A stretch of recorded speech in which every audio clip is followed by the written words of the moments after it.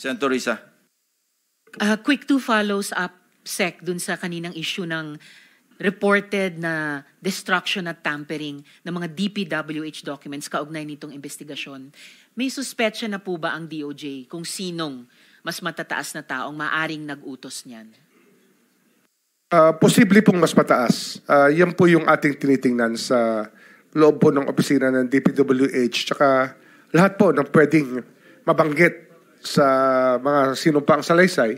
Yan, wala ho makakatakas dito pagdating sa suspetsa. Everybody's a suspect pag nandito na po sila.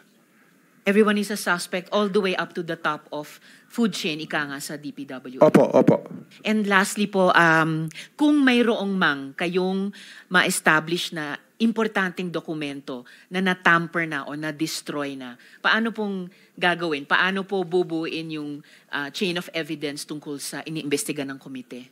We will have to resort to secondary evidence. Pero that is an accepted mode under the rules of court and under evidence. At para ma-preserve po yung secondary evidence that still exists probably right now, meron po bang magagawa ang DOJ na pigilin na itong reported na destruction at tampering ng dokumento dun sa kabilang department ng DPWH? Yung nga, pinag-uusapan na ho yan as we speak ngayon, meron na ho kami mga taong nakikipag-usap sa kanila. Salamat po, Secretary. Mr. Chair. Thank you, Senator JB. Mr. Chair? Let's limit our questions kay Secretary Remulla para mamaya sa mga ibang resource persons na lang. Senator JB? Hindi, teka muna. Meron tayong Senator Soto is next. Wala. Senator Marcoleta. Senator Soto. Wala. Senator President. Senator Marcoleta? Thank you, Mr. Chair. Mr. Secretary, a couple of days ago, in the last hearing when you were here, we somehow settled the issue that restitution is not a requisite for an applicant to the WPP. Is that correct? It's not in the law. But sa akin ko kasi, hindi lang po batas na nagdidictate dito. It's also what is morally right, what is expected of us. Yan po kasi, kahit hindi nilagay sa batas, mga given po yan sa ating lipunan. What do you mean by that, Mr. Secretary? Kasi wala nga sa batas yung Wala nga sa batas. Yung Then, requirements ano ilalagay mo sa batas? for admission to the witness protection. Ang restitution is not part of it. Yes, it is not. Pero hindi ho nangangahulugan na hindi namin pwede i-layout yan depending on the case. Mr. Secretary, I am still in the stage where a particular applicant wishes to apply under that program. And there is a process. In the process, restitution is not one of the requisites. Is that correct? Opo, pero if it's in terms of this case being a financial crime, sir, this is a crime against the financial status of the Filipino people, of the Philippine Republic. I think that it's just right. Mr. Secretary, are you amending the provision of the law? No, sir. But that is how we run the Witness Protection Program. As a lawyer, Mr. Secretary, may I ask you, in a criminal prosecution, the civil liability is impliedly instituted. Is that correct? Of course. Kaya nga hindi naman nangangahulugan kung sakasakali na natapos na yung criminal prosecution. Kapag ka nakita na mayroong criminal liability yung tao, because it is impliedly implied, doon lang magkakaroon ng restitution. It will come after. Paano mo sasabihin na magre-restitute ang isang tao? Meron na bang findings kung magkano i-restitute on how it can be restituted? Nag-a-apply pa lang eh. Huwag po ninyong babaguhin ang requisite ng batas, Mr. Secretary. I thought nung dumating ka dito, nagkaintindihan na tayo eh. Kaya nabablar ang proceedings natin eh.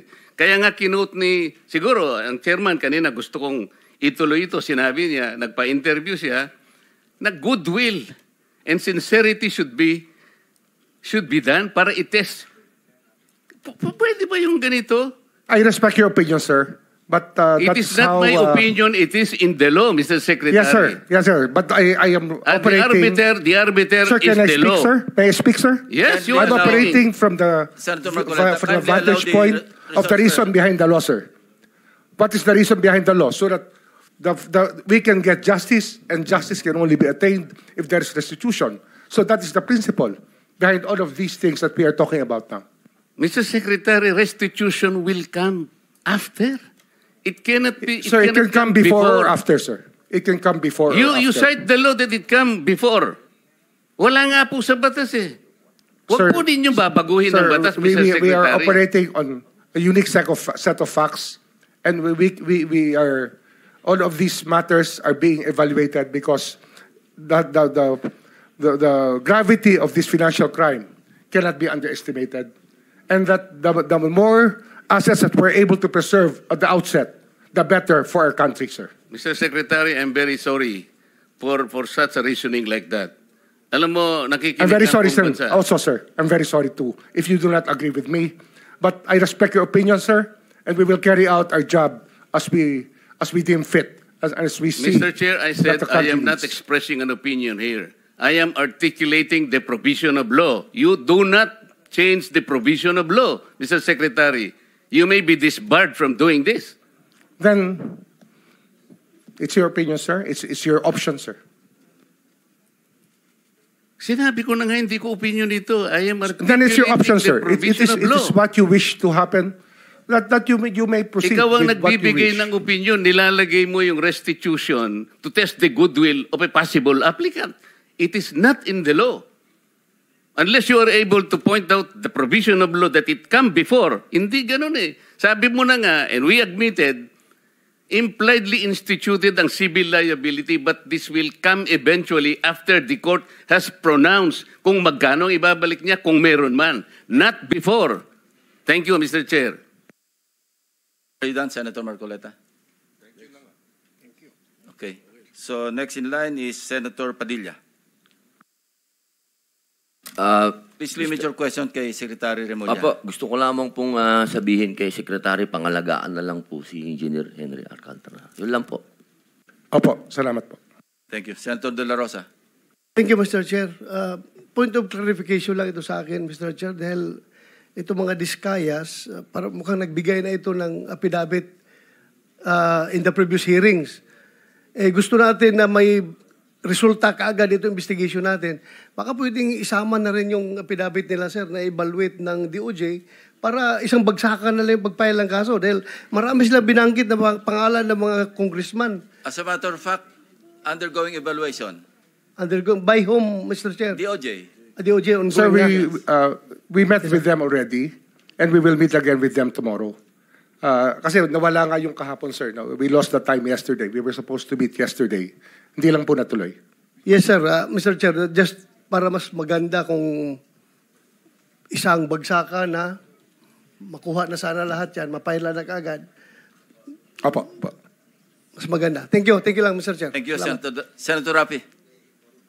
Yeah, Mr. Chair, to Secretary Mulya, wala nga talaga sa batas yung bang magsoli muna ng pera para ikaw ay mapasok sa WPP.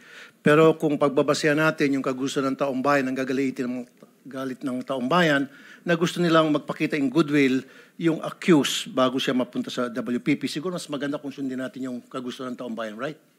Opo. Thank you, Mr. Chair.